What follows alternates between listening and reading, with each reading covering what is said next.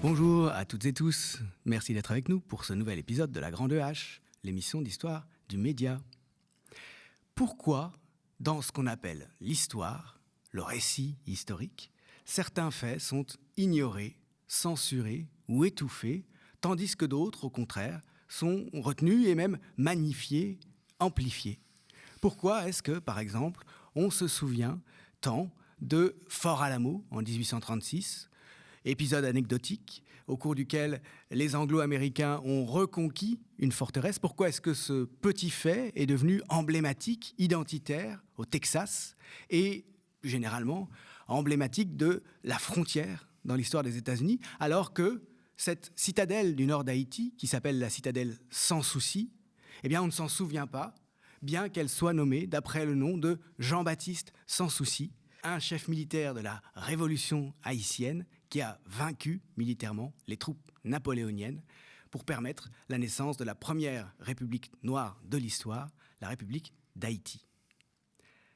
Le pouvoir produit des silences et il fait taire certaines traces du passé. C'est la leçon d'un livre célèbre dans le monde anglo-américain, un livre de Michel Rolph Trouillot qui s'appelle « Faire taire le passé, pouvoir et production historique ».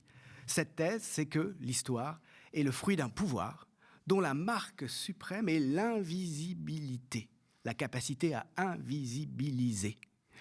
Le défi suprême, dès lors, nous dit Michel Rolph Trouillot, étant d'exposer les racines de cette invisibilisation. Je reçois aujourd'hui Enzo Traverso. Bonjour. Merci beaucoup, Enzo, d'être ici. Professeur d'histoire à l'université de Cornell, aux États-Unis. Historien bien connu du XXe siècle, en particulier. On te connaît, bien sûr, à La Grande Hache. Tu es venu nous parler notamment de ton livre sur les révolutions, entre autres. Tu as écrit la préface du livre de Michel Rolph Trouillot dans sa version française enfin parue, puisque ce livre très important qui a été écrit en 1995 en anglais, qui est devenu quasiment un classique, on va y revenir, dans le monde anglophone, eh bien ce livre n'avait jamais été traduit en français depuis 30 ans, aussi surprenant que ça puisse paraître. Il l'est grâce à des éditions canadiennes, une maison d'édition, excellente maison d'édition indépendante qui s'appelle Lux, québécoise, si je ne me trompe pas. Donc c'est en français, mais c'est toujours pas à l'initiative française. Faire taire le passé, pouvoir et production historique. Tu as rédigé une très belle préface qui s'appelle « Écouter les silences de l'histoire ». Peut-être qu'on peut commencer en parlant de Michel Rolph Trouillot, donc, qui est dans une large mesure, me semble-t-il, un inconnu en France. Oui, Michel Rolph Trouillot est une grande figure de savant haïtien, qui a fait la plupart de sa carrière universitaire aux États-Unis. Il a enseigné à l'université Johns Hopkins de Baltimore et puis aussi surtout à l'université de Chicago. Et il a été professeur d'anthropologie. Je pense que le fait d'être un intellectuel et je l'appelle dans ma préface un penseur critique de l'histoire, qui n'est pas exactement la même chose qu'un historien. Il était une figure inclassable. Il ne se considérait pas comme un historien professionnel. Il n'a jamais enseigné dans un département d'histoire. Il ne se considérait pas non plus comme un anthropologue au sens conventionnel du terme. Il était assez critique vis-à-vis de la discipline qu'il enseignait et dans laquelle il est devenu une figure quand même reconnue et incontournable désormais. Il était aussi un écrivain Il a écrit en plusieurs langues, non seulement en anglais, mais aussi en français. Et il a commencé en créole même. En créole. Son premier ouvrage est en créole. Oui, en créole, c'est très important. Il venait d'une famille de l'élite intellectuelle haïtienne, et il dit dans la préface de son livre qu'il a toujours baigné dans l'histoire. Son père était archiviste, je crois. Son oncle, je crois, était archiviste, et son père réalisait plusieurs émissions d'histoire pour la télévision haïtienne. Il s'est toujours intéressé à l'histoire, mais avec une position qui n'est pas exactement celle d'un historien professionnel. Même s'il prend pour matériau quand même, il utilise un matériau qui est la Révolution haïtienne. Donc, sa réflexion sur l'historiographie est extrêmement subtile et montre qu'il a une connaissance très approfondie et très étendue de l'histoire. Et quand il parle de la production du savoir historique, il sait de quoi il parle. Mais le fait d'être un grand savant à la croisée de plusieurs disciplines, je pense, explique le fait que sa canonisation en tant que grande figure on pourrait l'appeler une grande figure de la pensée décoloniale ou postcoloniale. Aujourd'hui, cette canonisation a été relativement tardive, parce que, étant un peu à la lisière entre plusieurs disciplines, aucune discipline ne pouvait vraiment le reconnaître comme un des siens, et lui non plus. il ne se reconnaissait dans aucune discipline. Alors, il affirme je pense, non pas dans ce livre, mais dans un autre texte important. Maintenant, il y a un reader, c'est-à-dire un recueil des principaux textes de Trujillo qui a une large diffusion dans les universités anglophones. Il compare son rapport à l'anthropologie au rapport de Marx avec l'économie politique.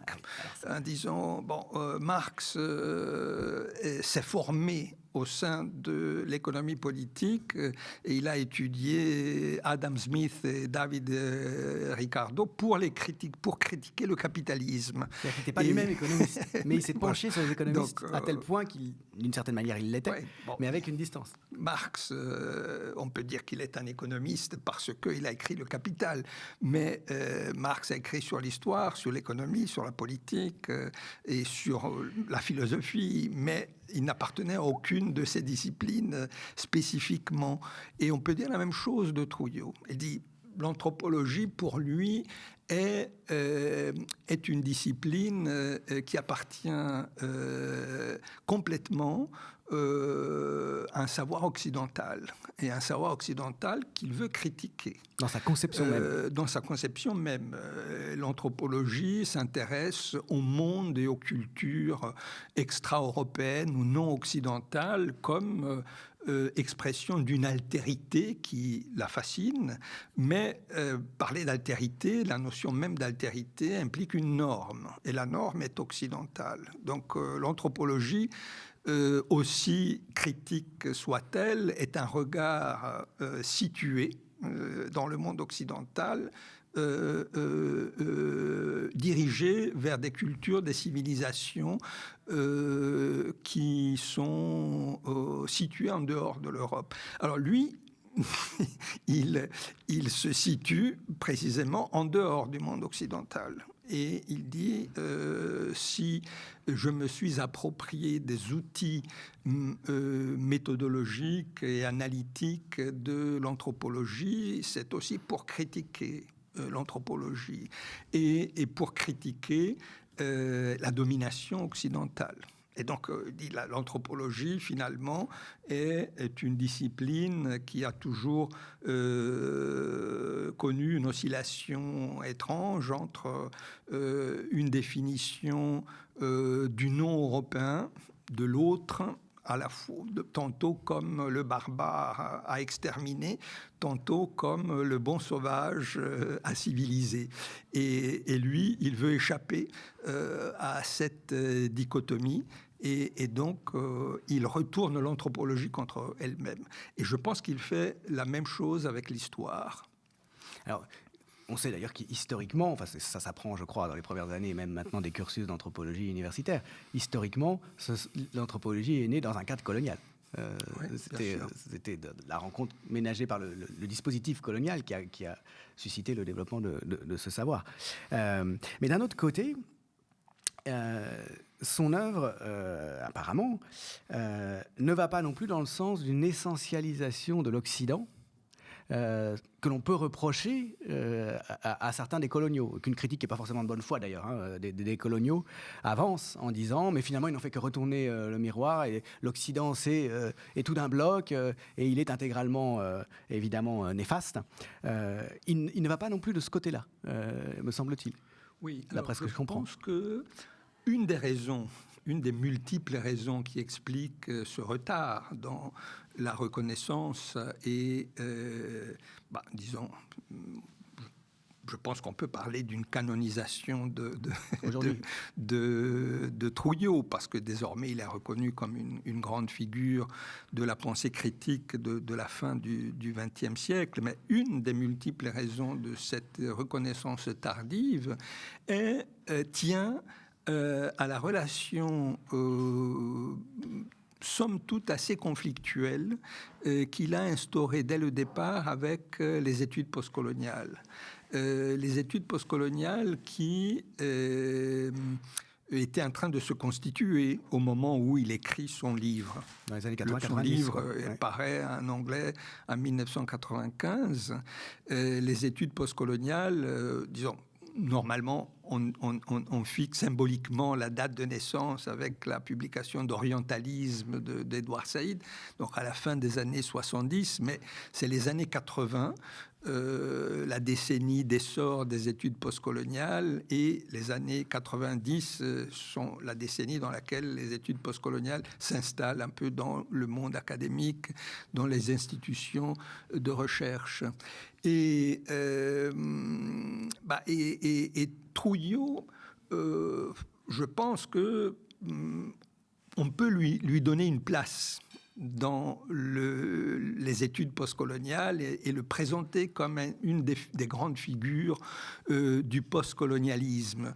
Mais en même temps, il faut reconnaître toute une série de spécificités de sa position. Ce qu'il partage avec les études postcoloniales est une même posture épistémologique, je dirais. C'est-à-dire, sa pensée est située. Et sa pensée implique un observatoire qui est extérieur au monde occidental et qui dirige une critique à l'égard de la domination occidentale. De ce point de vue-là, on peut le définir comme un penseur décolonial ou postcolonial. D'autre part, le postcolonialisme est très marqué au départ par le linguistic turn, par le post-structuralisme. Alors, il faut expliquer, le linguistic turn consiste à dire en gros qu'on ne peut faire que des récits et que finalement la production des historiens reste toujours discursive et qu'elle est construite, elle n'arrive pas à saisir les faits en fait. Les faits sont des constructions finalement largement arbitraires, en tout cas il n'y a pas d'objectivité derrière. Oui, et lui, il est très critique vis-à-vis de cette position, avec tous les corollaires qui en découlent. Par exemple, la vision qui est très forte, surtout à l'époque, beaucoup moins aujourd'hui, mais surtout à l'époque, dans les années 90, il y a cette vision qui s'affirme, par exemple, de l'universalisme comme une imposture occidentale, ou une critique radicale des Lumières comme un savoir finalisé à la domination. Intégralement hypocrite, quoi, au fond. Ou une critique de l'humanisme. qui est très lié à toute la tradition du structuralisme et du post-structuralisme. Trouillot, il ne s'est jamais reconnu dans cette mouvance. Je dirais que il était beaucoup plus proche, de ce point de vue, de grandes figures de la pensée anticoloniale, telles que Aimé Césaire ou Frantz Fanon, qui sont des universalistes, qui sont des humanistes et qui sont des marxistes aussi, sur le fond.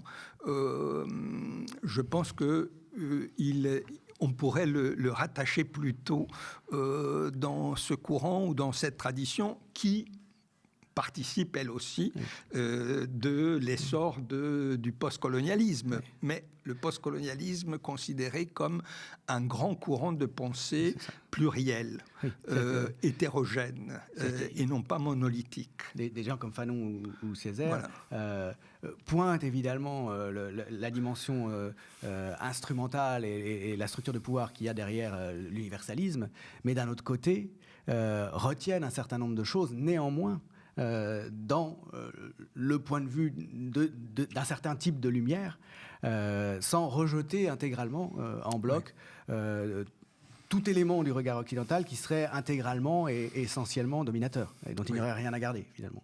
Oui. Oui.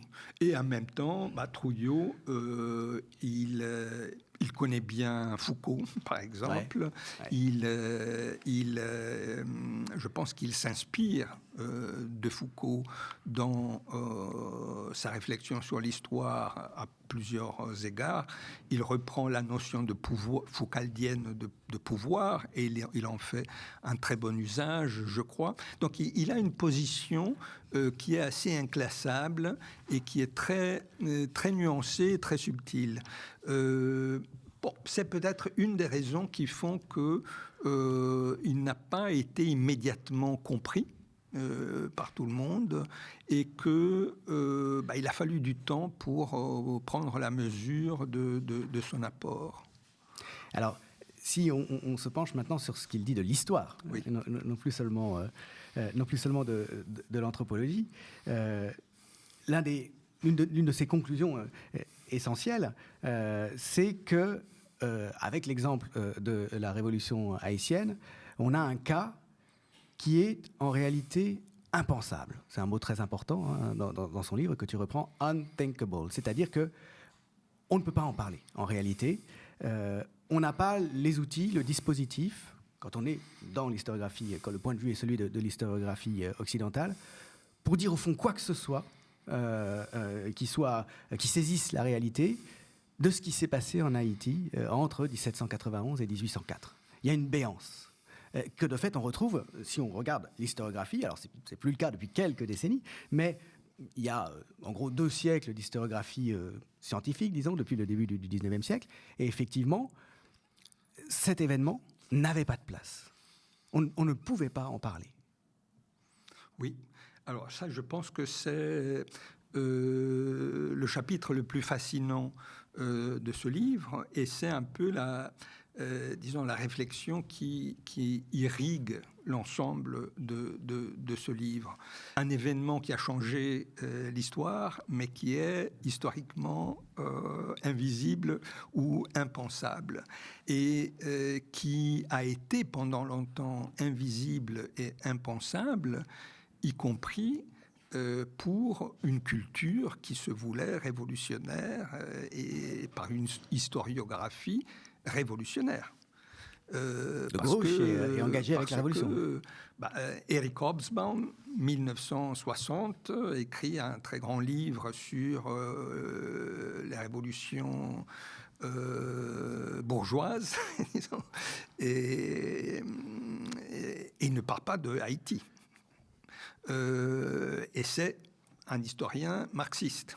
Donc, il y a une historiographie marxiste qui a complètement refoulé la révolution haïtienne. Et alors qu'on ne peut pas les soupçonner d'être réactionnaires ou certainement pas. Marx écrit sur la Révolution française, mais il ne parle pas de la Révolution haïtienne.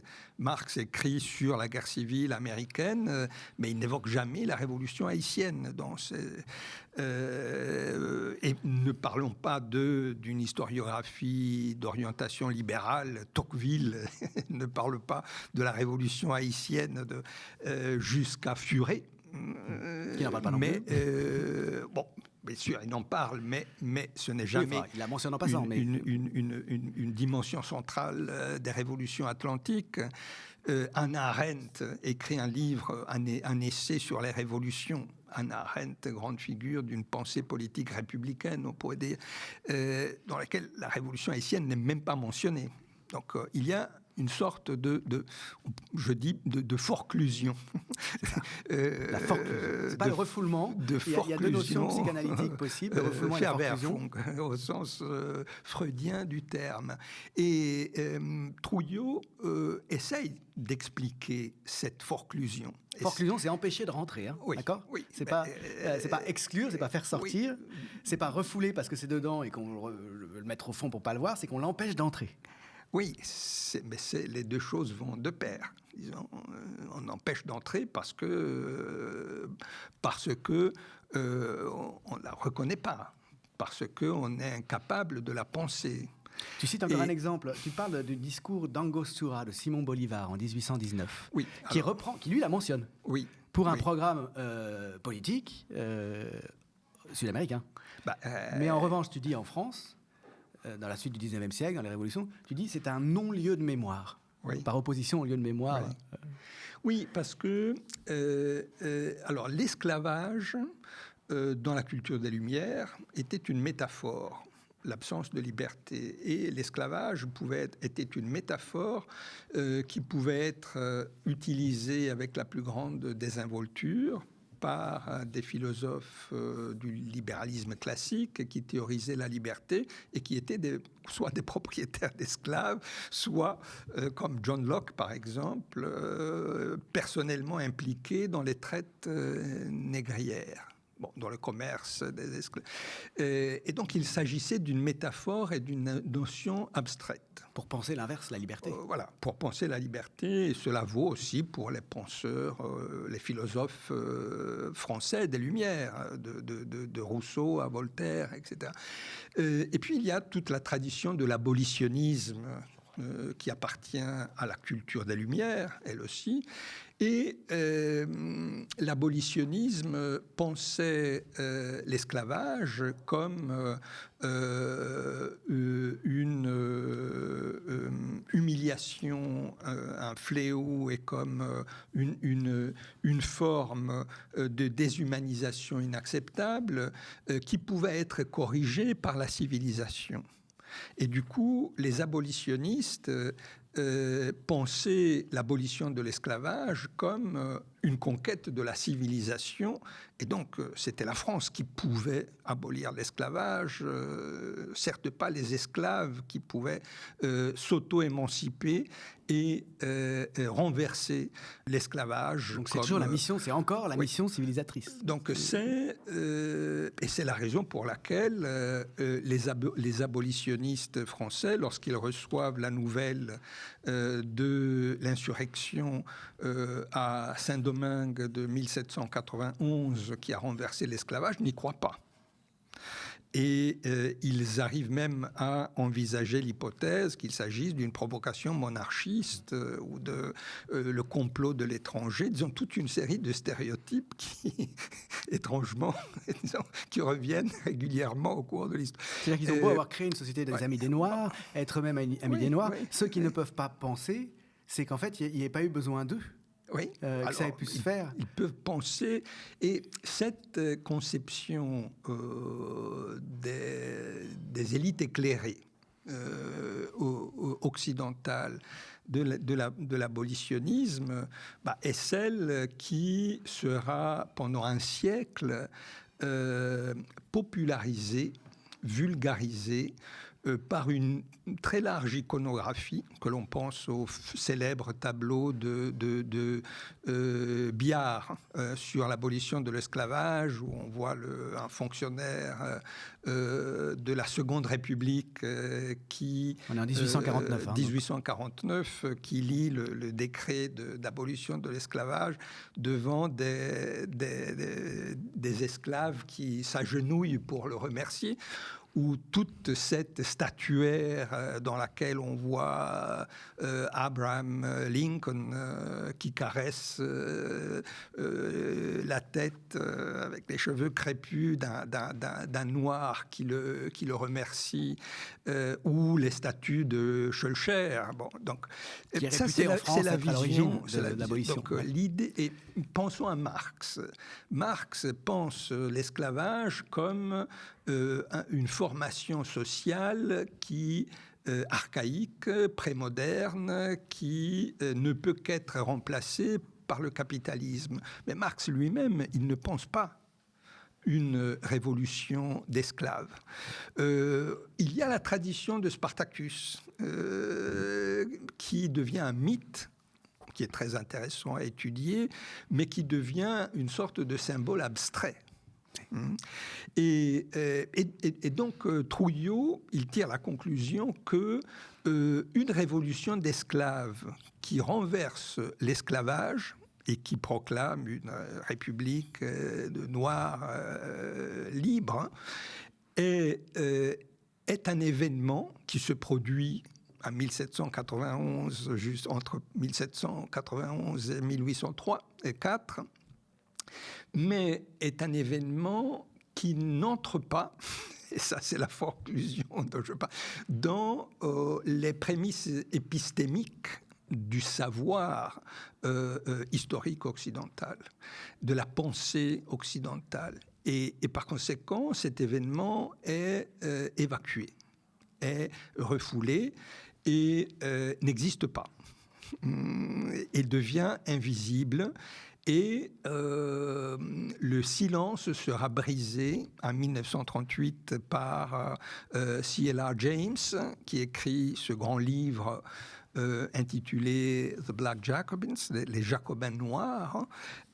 Et Trouillot, il rend hommage à James, évidemment, mais il introduit une nuance critique. Il dit même James, une fois qu'il écrit l'histoire de la révolution des esclaves haïtiens, il intitule son livre « Les Jacobins noirs ». Et du coup, des Jacobins. Les Jacobins, c'est le couvent de Saint-Jacques à Paris. Les esclaves noirs sont les disciples des Jacobins, deviennent les disciples des Jacobins français. Il y a une sorte de dérivation de la révolution haïtienne, de la révolution française. Ou alors, il suggère que Toussaint Louverture, la grande figure de la révolution haïtienne, se serait inspiré de la littérature des Lumières. Il y avait un journal qui s'appelait Le Créole Patriote qui circulait, par exemple. Oui. Et donc, il ne rejette pas non plus complètement l'idée qu'il y ait pu y avoir un certain nombre d'effets sur les acteurs en Haïti, de ce qui se passait en Europe. Simplement, ça n'est pas l'essentiel, disons. Disons que après le livre de Trouillot, il y a maintenant, aujourd'hui, il y a une historiographie de la révolution haïtienne qui est importante. Et il y a des études qui sont des études d'histoire culturelle ou qui explorent un peu la dimension anthropologique de la révolution haïtienne et qui ont analysé les modalités multiples, variées, diverses, par lesquelles les débats français de la Révolution parviennent aux Caraïbes et à Haïti. On connaissait le grand livre, le grand roman d'Alejo Carpentier, mais il y a des études qui montrent comment les nouvelles parviennent. il y a des gazettes qui parlent de tout cela, même dans les Caraïbes et à Saint-Domingue. Il y a toutes ces figures de outsiders, je ne sais pas comment les appeler, mais de marins, de voyageurs, de commerçants, de les tavernes, des lieux de sociabilité. Les prédicateurs itinérants. Voilà, les prédicateurs itinérants. Donc, il y a 1000 biais par lesquels les informations circulent. Donc, on ne peut pas exclure, et certainement, la littérature des Lumières, et surtout des Lumières radicales, parvient à Haïti et la déclaration d'abolition de l'esclavage reprend certaines formules qui sont celles de la Révolution déclaration qui est faite par les révoltés eux-mêmes. Hein, mais ce n'est pas ça la matrice de la Révolution. C'est pas ça qui a provoqué, qui a soutenu. Ce n'est pas parce que Toussaint Louverture aurait lu Raynal ou Diderot qu'il devient le chef de la Révolution, de l'insurrection et de la résistance militaire. Il y a toute une tradition de révolte sur laquelle Trujillo porte son attention. Avec la place du vaudou. Voilà, la place du vaudou, par exemple. Des choses qui sont autochtones, qui sont complètement hors champ des catégories et qui sont occidentales et qui sont déterminantes probablement. Qui sont à la fois... disons, une tradition de lutte, de révolte et des pratiques qui ont été transmises à Saint-Domingue par les esclaves. Et il insiste sur ce qu'il appelle la guerre dans la guerre, c'est-à-dire une révolution haïtienne dont les chefs sont une élite créole assimilée, sont des esclaves affranchis ou des mulâtres. Mais il y a aussi d'autres chefs militaires, il y a aussi, disons, toute une autre dimension de la révolte des esclaves qui reprend des formes de guérilla qui ont été importées du Congo. C'est les Noirs bossales. On parlait de Sans Souci. Voilà, Sans Souci, c'est Sans Souci. Donc, il y a cette dialectique dans la Révolution haïtienne qui a toujours été ignorée par l'historiographie occidentale, mais qui a aussi été gommée par le récit haïtien de la Révolution qui avait plutôt tendance à raconter une épopée, comme c'est toujours le cas dans l'historiographie post-révolutionnaire. Bon, on a toujours tendance à souligner la continuité, à mettre en valeur l'aspect consensuel, alors qu'il y avait des clivages au sein du mouvement révolutionnaire, et un clivage qui était aussi un clivage, on pourrait dire, ethnique et culturel, entre une élite créole et des esclaves africains qui étaient nés en Afrique et qui étaient arrivés comme esclaves à Haïti. Et ce qui a donné une guerre dans la guerre, voilà, ce qu'il dit, en 1802, ce qu'il appelle 1803, une guerre dans la guerre. Et cette partie qui était la plus radicale du mouvement révolutionnaire, elle n'était pas très influencée par la philosophie des Lumières. Non, sa culture, c'était la culture de la fuite au Congo, oui, pour échapper aux rafles. Et de la guérilla menée contre les déportations, les rafles et les déportations. Si on peut utiliser ces mots qui sont courants désormais, mais qui n'étaient pas les mots de l'époque. Donc, je pense que Trujillo nuance le paysage. Le tableau est un tableau très complexe, dans lequel, oui, on peut donner une place à la culture des Lumières, mais il faut la mettre à côté d'autres dimensions qui, à certains moments cruciaux, se sont révélées bien plus importantes. Qui ont été motrices, oui. Oui.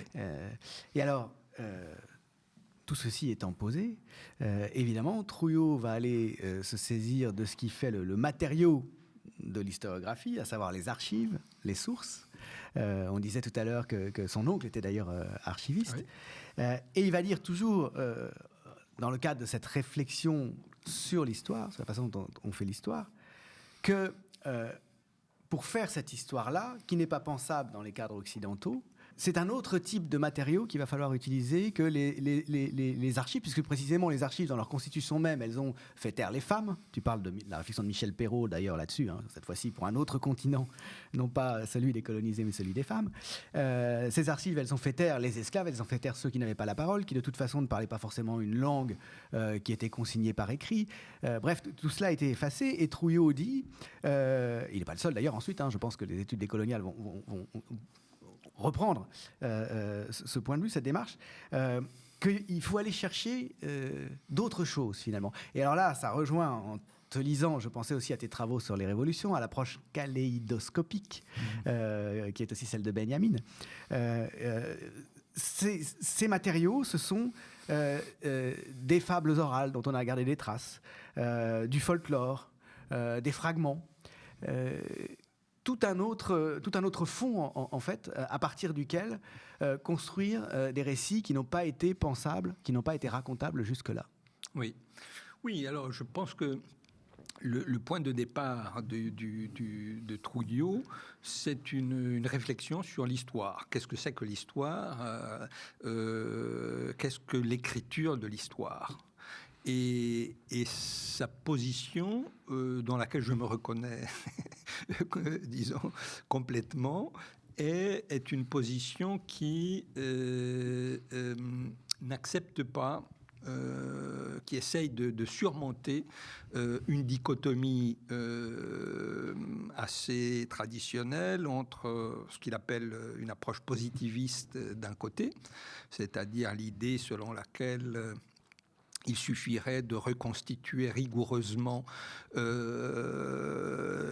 les événements du passé sur la base de sources établies et prouvées, reconstituer le déroulement chronologique des événements pour que le sens de l'histoire se dégage d'une façon quasiment inéluctable et naturelle.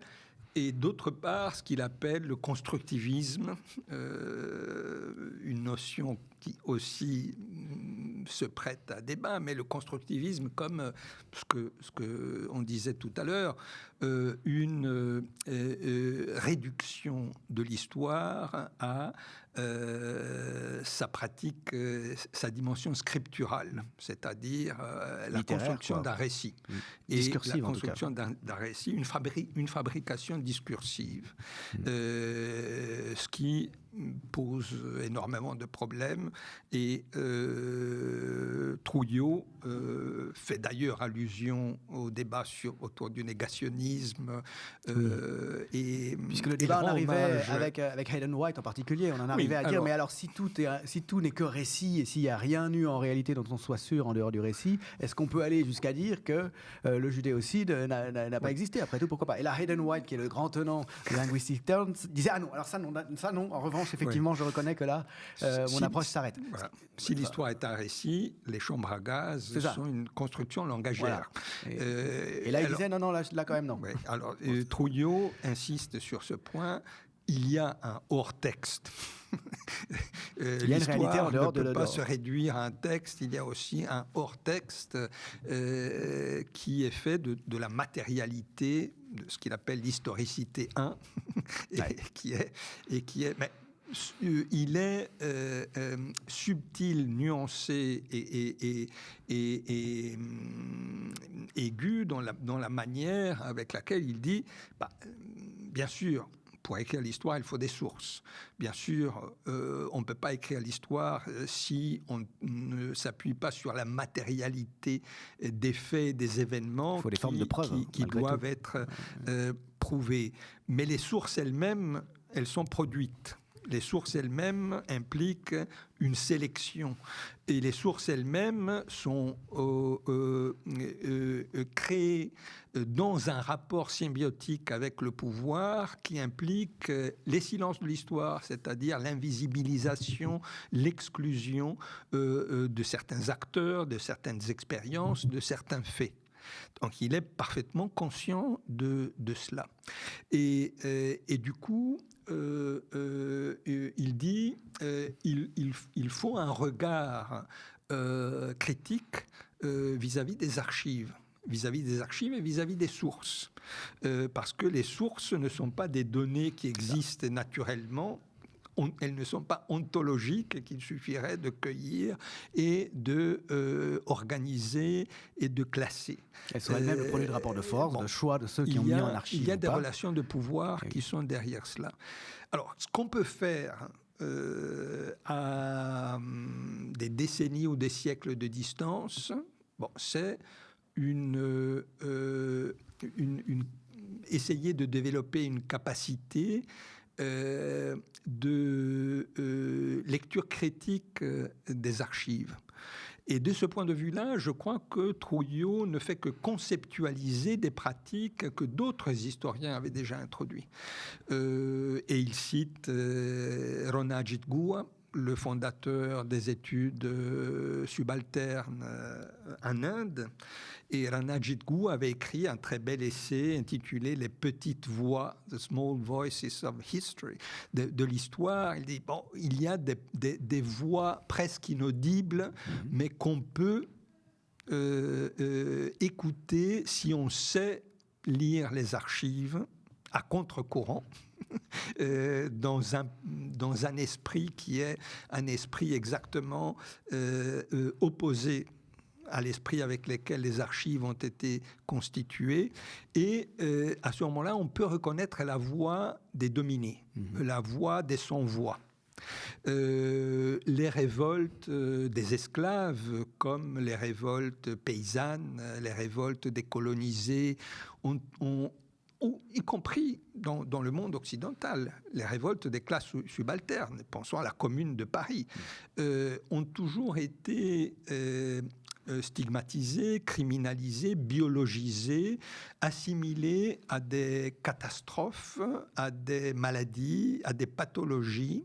Des animalisations voilà. aussi. Oui. Donc, une révolte des esclaves, c'est comme une tempête ou une épidémie qu'il faut contrôler, qu'il faut maîtriser, qu'il faut mater. Il y a des sources qui nous parlent de l'épidémie, qui nous parlent du fléau. Il faut savoir lire ces sources et on peut en extraire la subjectivité des opprimés qui se révoltent. Donc il faut savoir faire la social history de Grande-Bretagne, le travail de E.P. Thompson sur la classe ouvrière anglaise se base dans une large mesure sur cette méthode. Comme on peut dire ça, le travail qu'ont fait beaucoup d'historiennes féministes pour retrouver la place des femmes dans une histoire écrite par les hommes, par des historiens mâles qui effaçaient ou pathologisaient le rôle des femmes dans certains événements historiques. Au fond, ça fait quand même beaucoup penser, cette démarche-là, à celle que proposait Michel Foucault, malgré tout. C'est-à-dire de considérer qu'il y a toujours un complexe entre savoir et pouvoir, et qu'il n'y a pas de savoir, quel qu'il soit, qui ne se constitue pas en relation avec un dispositif de pouvoir, et qu'inversement, tout dispositif de pouvoir produit des savoirs. C'est-à-dire que c'est une position qui n'est pas du tout celle du linguistic turn, qui n'est pas du tout celle de la discursivité intégrale un peu folle, quoi. Même si, effectivement, elle s'éloigne de la vieille conception de Ranke, cet historien allemand du 19e siècle, la conception positiviste selon laquelle il suffit de dire ce qui s'est effectivement passé d'après les faits, avec un rapport complètement naïf aux archives, sans voir que les archives ont déjà présélectionné plein de choses pour toutes sortes de raisons. Oui, je pense que Foucault est est une présence souterraine qui irrigue un peu le livre de Trouillot. Il est cité par moments, mais pas beaucoup. Mais il y a clairement dans l'approche de Trouillot à l'histoire, il y a cette notion foucaldienne du savoir-pouvoir. Bon, ça c'est incontestable. En même temps, je ne crois pas qu'on puisse assimiler Trouillot à ce qu'on pourrait appeler, disons, une écriture de l'histoire foucaldienne, parce que Trouillot ne s'intéresse pas beaucoup aux biopolitiques, par exemple, mais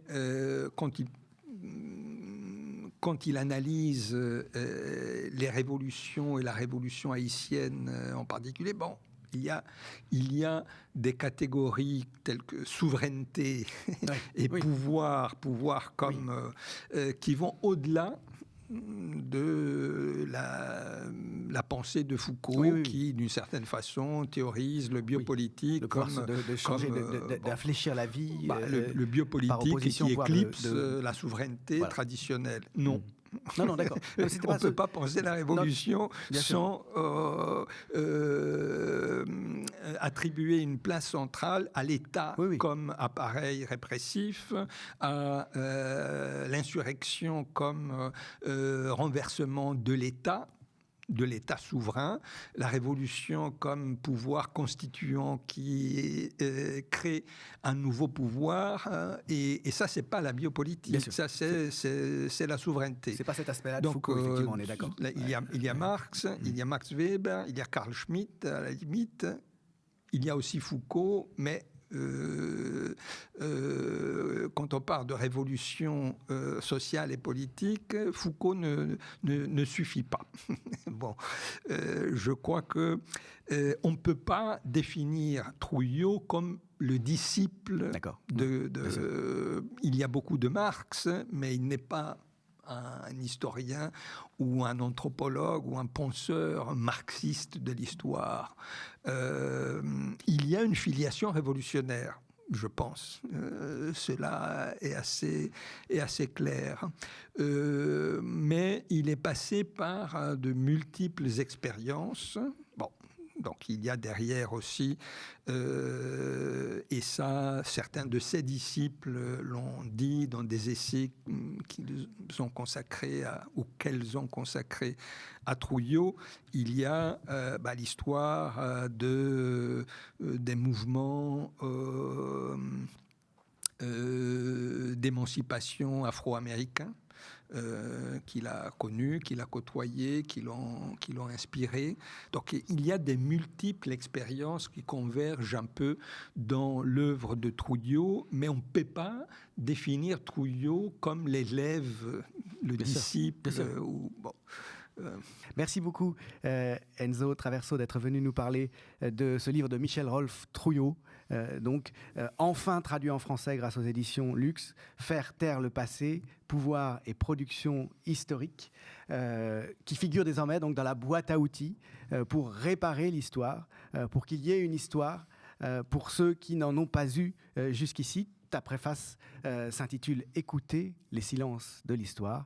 Je le rappelle, c'est aux éditions, je le redis encore, Luxe. Merci beaucoup, Enzo. Merci à toi de m'avoir invité pour parler de ce livre. Et merci beaucoup de nous avoir suivis, d'avoir regardé ce nouvel épisode de La Grande Hache, l'émission d'histoire du média. Je vous rappelle que vous pouvez retrouver La Grande Hache sur le réseau social Blue Sky et la page de La Grande Hache sur Facebook, ainsi que le groupe de La Grande Hache Histoire et Idées également sur Facebook. Surtout, allez sur le site lemediatv.fr pour contribuer, dans la mesure du possible, à la campagne de dons pour Noël. Le média n'existe que grâce à vos dons et vos abonnements. C'est un média intégralement indépendant, ni gouvernemental, ni patronal. À bientôt sur le média.